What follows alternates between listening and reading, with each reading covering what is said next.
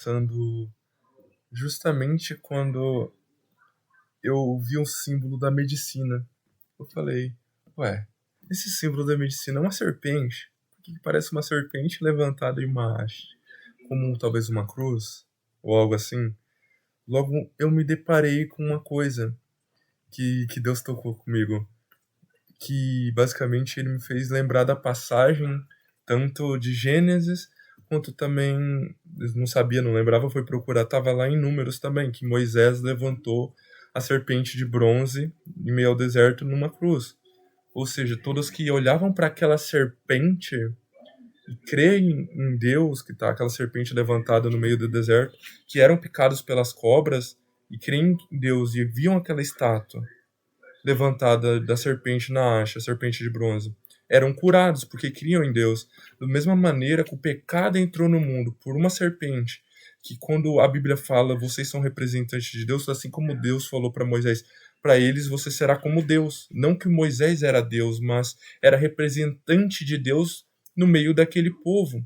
Ou seja, para o povo egípcio, o povo de Israel, Moisés era como Deus ali. Então, o que a gente pensa? A serpente representa o Satanás, que é o diabo, o dragão vermelho. Ou seja, cara, quando eu entendi isso aqui, velho, que Deus me mostrou, não eu por meu próprio conhecimento, mas o próprio Deus revelou a mim, que basicamente o pecado entrou no mundo por meio da serpente. Ou seja, veio o pecado, veio o engano, a mulher foi enganada, comeu da semente do seu fruto, levou Adão também a comer. Ou seja, aqui em Números 21, do 8 ao 9 diz: E disse o Senhor a Moisés: Faze uma serpente ardente e põe-na sobre uma haste, e será que viverá todo o mordido que olhar para ela. E Moisés fez uma serpente de bronze e pô-la sobre uma haste. E sucedida que, picando alguma serpente a alguém, quando este olhava para a serpente de bronze, vivia.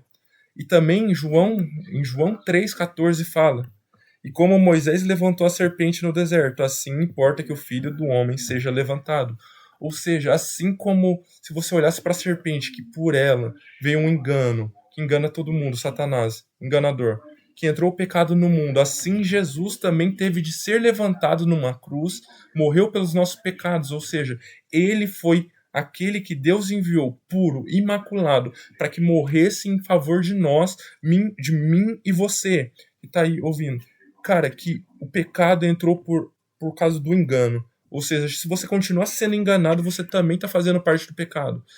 Seja você querendo ou não querendo, você sendo enganado, não sabendo e se omitindo a saber da verdade, de procurá-la, cara, também nós temos o trabalho de levar a verdade. Só que se você também não abrir a sua mente para a verdade, você também está sendo enganado. É como falar que eu estou em cima do muro, eu não sei decidir. Não, o muro também é de Satanás porque o engano provém dele.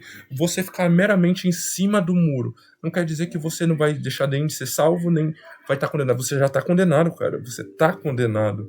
Você não vai ser salvo por justamente não decidir se ficar contra a verdade ou com a verdade. Se não ficar em nenhum dos lados, você está contra. E também lá em Apocalipse 12, 7 ao 9 diz: E houve batalha no céu. No Apocalipse, capítulo 12, versículo 7 ao 9, no caso, perdão. E houve batalha no céu. Miguel e os seus anjos batalhavam contra o dragão. E batalhavam o dragão e os seus anjos. Mas não prevaleceram. Nem mais o seu lugar se achou nos céus. E foi precipitado o grande dragão, a antiga serpente, chamado Diabo e Satanás, que engana todo o mundo. Ele foi precipitado na terra e os seus anjos foram lançados com ele. Cara, e isso tá também lá em Apocalipse 20, capítulo 20, versículo 2. Ele prendeu o dragão, a antiga serpente, que é o diabo e Satanás, e o acorrentou por 1000 anos. Cara, o que isso quer dizer? Sempre quando a Bíblia também fala sobre Miguel, fala que esse nome significa quem é como Deus, entende? Então, da mesma maneira que a medicina tem a logo, o símbolo da serpente, é o mesmo princípio, cara. Jesus, ele é o Cordeiro perfeito, aquele que tira o pecado do mundo, aquele que nos cura, aquele que nos salva da vida eterna, entende? Da mesma maneira que Moisés levantou essa serpente, cara, porque a serpente estava picando todo mundo estava morrendo.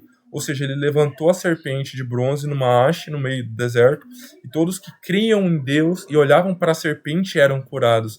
Então, da mesma maneira, todos que creem em Deus e olham para Jesus na cruz e também creem em Jesus Cristo, também são curados e são salvos e chamados filhos, é povo eleito, nação eleita, então, nação santa. O que isso quer dizer?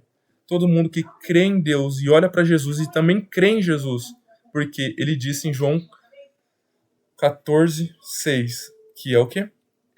Jesus disse, eu sou o caminho, a verdade e a vida. Ninguém vai ao Pai senão por mim. Então não basta somente crer em Deus, também nós temos que crer em Cristo Jesus, pois ele é o caminho, a verdade e a vida.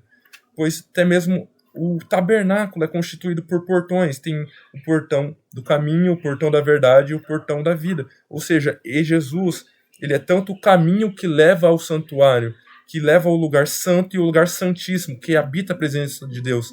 Ele é o caminho por meio, através do véu. Quando rasgou o véu, Jesus é esse caminho, o caminho da verdade. Ele é o caminho, a verdade e a vida. Ou seja, nesse caminho nós somos levados a conhecer a verdade, por ele justificados a Deus. Entende? Ele é o justo e reto, vivo caminho. Então, cremos em Cristo, pois ele é a salvação. Não há salvação além dele. Que possamos entender cada vez mais que Jesus é o único que pode nos dar salvação. É graça, nós não merecemos. É por amor do próprio Deus a ele mesmo. Ele se compadeceu. Deus amou o mundo de tal maneira que enviou seu Filho unigênito para todo aquele que nele crê, não pereça, mas tenha a vida eterna. Isso está lá em João 3,16. Então, cremos em Cristo, pois ele é a vida e a consequente salvação dela. Jesus Cristo e eu te amamos. Jesus é meu único e suficiente Senhor e Salvador da minha vida. E pode também ser o da sua. E nisso eu quero falar que também que a paz dele, que excede todo entendimento, esteja com você e comigo e com todo o povo de Deus, hoje e para todo sempre. Em nome de Jesus, amém.